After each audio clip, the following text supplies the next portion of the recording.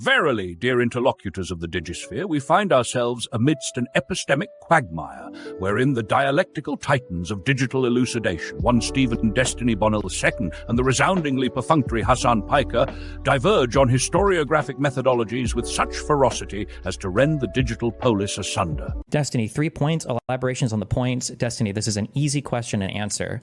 But the problem is you just don't know if you don't know, right? So like, for instance, let's say for the 6th day in Israel, okay?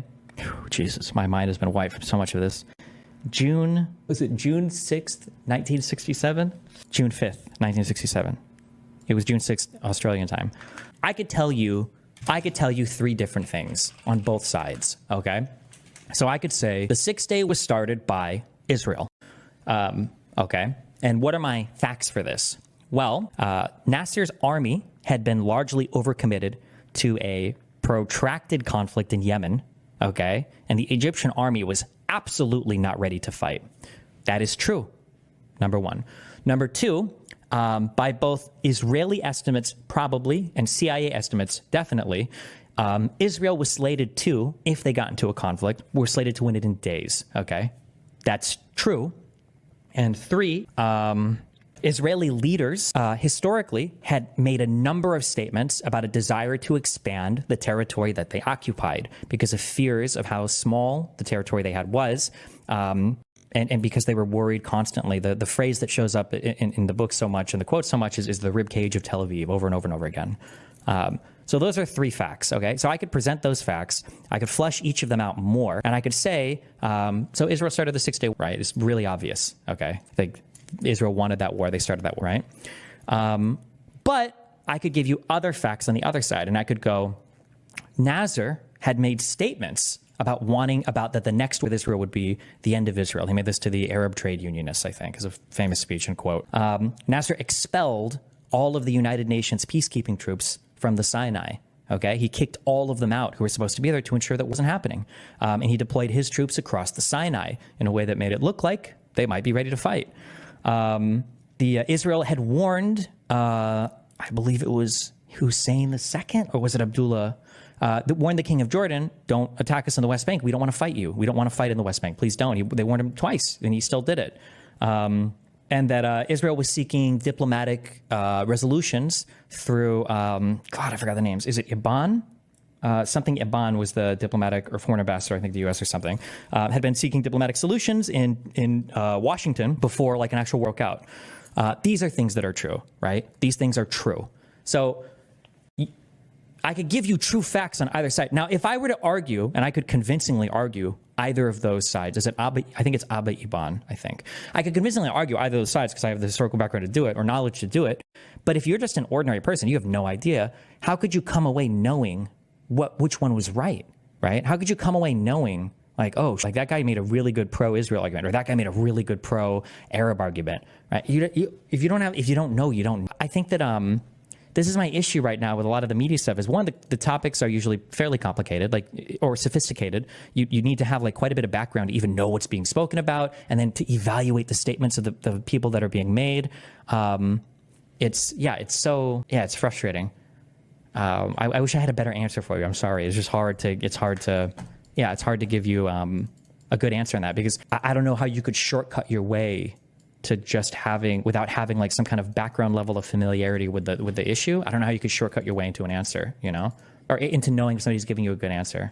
Then how does a fan know if a commentator is lying or not? Fans who watch Hassan, for example. Well, there's a different level. Hassan doesn't do lies like that. He does a thing that's way more cringe. Like there are heuristics that you can apply to people like him, where it's like, oh, he never watches any of the original material. He never watches or responds directly to criticisms from people that criticize him, right? These are heuristics that I think are broadly accepted and applicable. Yeah.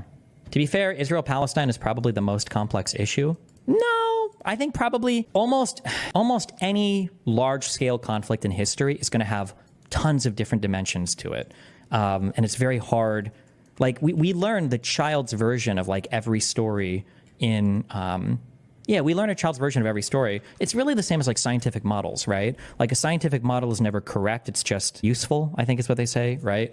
Like if we read, like there are broad stories about what was World War I, what was World War II, but they miss a ton of nuance, right? And I even do this a little bit when I'm arguing with lefties, like was Molotov-Ribbentrop, did I pronounce that correctly? Was that an alliance or was that a neutrality agreement or what, right? Now, if you're a lefty, you'll argue that that was just a non-aggression pact. They weren't allies. They weren't allies at all. That was just non-aggression, okay? That was not, the Soviets, communists would never, ever ally with them. They would never do that, right?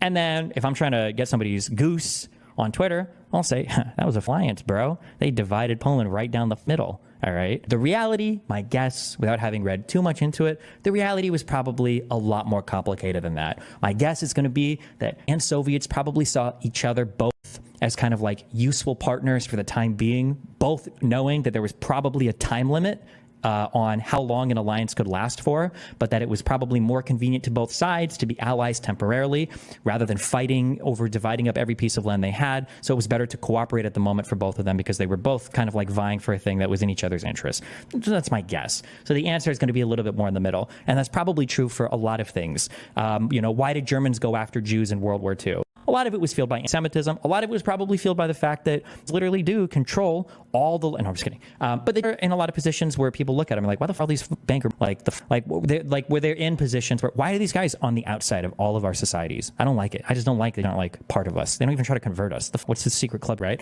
There is probably a bit of cultural resentment there. There's probably a bit of class or economic resentment there. Right? There's a ton of different factors at play all the time. This is another thing why one of the things that I get very upset about when I'm actually like decently read into a particular area. One of the things that I've said in the past, one of the ways that people kind of lie the most is that they lie about magnitude. Oh, I said this about RFK. People will say something that's correct, but they'll give you an incorrect magnitude about the thing. And so it's hard to call them out on their statement. Like RFK will say things like, oh, like heavy metals in our foods or all these things, these are bad for you. And they're causing, like 90% of illnesses or whatever. And it's like, okay, well, he's probably right to some extent, right? There are things that are banned in European foods that aren't banned in our foods, and probably vice versa. Microplastics are probably an issue for sure. These are probably things that are bad that we should definitely investigate more and potentially, get out of our food system completely in the future. But are they causing the majority of our health problems? Almost certainly not. Almost certainly not. Like I've said this before and I'll say it again. You could probably improve the health of America 51% by just reducing everybody's BMI by 10. Okay. Everybody that's obese, taken down to 24 or whatever the health, it's like the start of the healthy ranges, probably that alone. Even if they were eating the most heavy metal, fluoride infused, microplastic laden food in the world, their outcomes would probably improve significantly across all domains, except for the amount of plastic in their balls. So, So that's another thing too, where people will lie, but they're not totally lying. They're just lying about magnitude. Okay, it is true that these are unhealthy, but how much does it matter, right? It's like when you see some, DL, do you even lift kid, right? You see some guy who's like, okay, well, I'm up I think the reason why I'm is because I'm not eating in my correct anabolic timing window. I lifted yesterday, but I didn't eat a meal until 6 hours later, and I don't my protein time. It's like, bro, you bench 85 pounds. You can literally go into the gym and just stare at the bench press, and you'll probably put on muscle. Why are you fixated on this shit, right? These are things that are maybe worth considering, but magnitude, right? What is the appropriate magnitude? This is some shit that's nibbling around the 1% edges of what you're talking about. RFK and his health stuff, a lot of people historically, when they talk about anything, people will take their pet issue that is nibbling around the edges and they'll make it seem like this is what's accounting for 80% of the thing. But yeah, I don't have In a realm of cognitive stratagems and heuristic fallacies, Destiny stands as a veritable logomachist, wielding analytic rigor like Aristotle astride the Nicomachean Ethics, whilst Hasanabi drowns in rhetorical banalities, lobotomized by the exigencies of performative progressivism. Lo, herein lies the chasm. Destiny embodies Historia with all its kaleidoscopic nuance, while Hassan subsists on sound bites and intellectual myopia, ossifying himself as the oratorical laureate of half-truths. Foremost, Destiny's erudition doth preclude facile binaries. Unlike the demagogue who brandishes moral absolutisms with the gusto of a medieval inquisitor, Destiny deconstructs conflicts with measured, ex cathedra dissection. Take, for instance, his vivisection of the Six-Day War. Destiny conjures a historiographic mosaic wherein Israel's territorial anxieties, pan-Arab nationalism, and the Sinai mobilizations coalesce into a polyphonic narrative of causality. He adumbrates multifarious perspectives without yielding to tribalist predilections. It is an exercise of historiographic equipoise, where no singular datum eclipses the exigent complexity of the whole. Conversely, the methodologically destitute Hassan reduces history to an ideological memento mori, a child's crayon drawing upon a Sistine Chapel of context. Complexity is incinerated in the conflagration of Picarian rhetoric. He eschews the rigorous excavation of data in favor of vox populi pleasing simplifications. Facts become mere scaffolds upon which the edifice of his dogma rises, towering yet hollow. Such epistemic mendacity fails to differentiate the truths of magnitude, Destiny's favored lens of proportional scrutiny, from the chimera of absolutist certitude. To wit, Destiny's emphasis on proportionalitas, the calculus of magnitude within claims, unveils a metacognitive sophistication wholly absent in Piker's truncated worldview. In rhetorical fields as thorny as World War II alliances or the geopolitical dance of the Molotov-Ribbentrop Pact, Destiny cleaves to a median of epistemic doubt. Cooperation was born not of virtue but pragmatism. Hassan, by contrast, would inscribe rigid ideological contours over such pliant realities, denying his followers the opportunity to embrace history's amorphous truths. Destiny's intellectual praxis is imbued with a Socratic humility that remains quaestio perpetua, the perpetual question. His rhetorical arsenal is not merely one of empirical precision, but of self-reflexivity. Aware of the nebulosum that characterizes large-scale conflicts, he equips his audience with tools to pass the dialectic. Hassan, however, exists as a sophist imprisoned in the cave of his ideological shadows, spoon-feeding his disciples the pre-chewed cud of intellectual stasis. Destiny points to the ineffability of knowledge. Hassan assumes its proprietorship, preening as the Moses of ideological orthodoxy. In matters of discourse, Destiny's form serves as a logos-imbued catabasis, descending into the intricate layers of historiographic debate where paradox, contradiction, and uncertainty reign supreme. His ability to articulate both sides of any historical question is not evidence of vacillation, but of epistemological agility, an intellectual acrobat scaling the scaffoldings of truth without plummeting into partisan zealotry. For Destiny, the symphony of competing narratives is the essence of the historical record. Hassan, however, finds his sanctuary within monocausal determinisms, a messianic simplifier waging war against intellectual syncretismus. Destiny's excoriation of magnitude misrepresentation is particularly instructive. In an age where polemicists cry wolf over every triviality, conflating microplastics with existential collapse or BMI with governmental neglect, Destiny remains a paragon of proportional sensibility.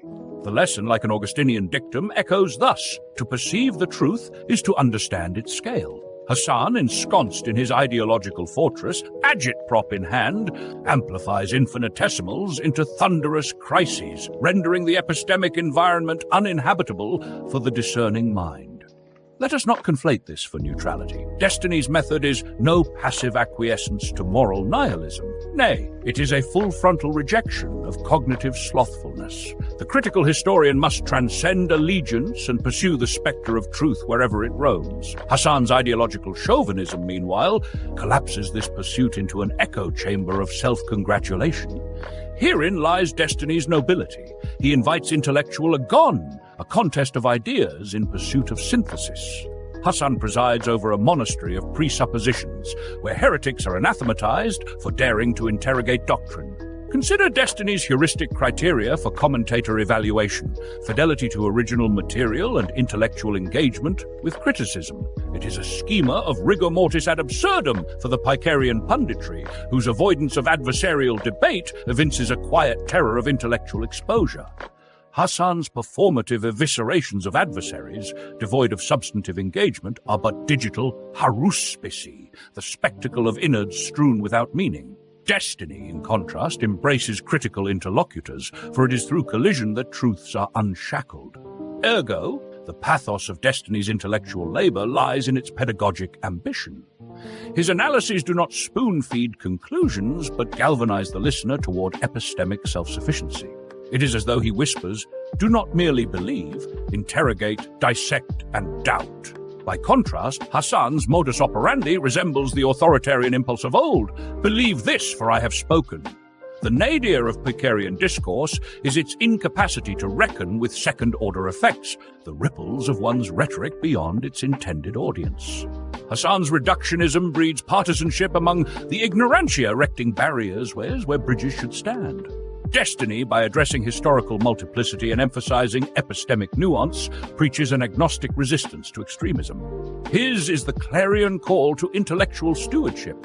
In summation, Destiny emerges as a luminary of historical dialectics, a veritas voyant traversing the murky waters of complex truths with Cartesian precision. Hassan Piker, ensnared by his own ideological bravado, reduces history to caricature, blind to the symphonic interplay of its variables. Destiny's method demands more of its audience, but it delivers exponentially, a blueprint for thinking, discerning, and questioning in a world saturated with sophistry. The lesson stands immutable. The truth is never simple, and its magnitude matters.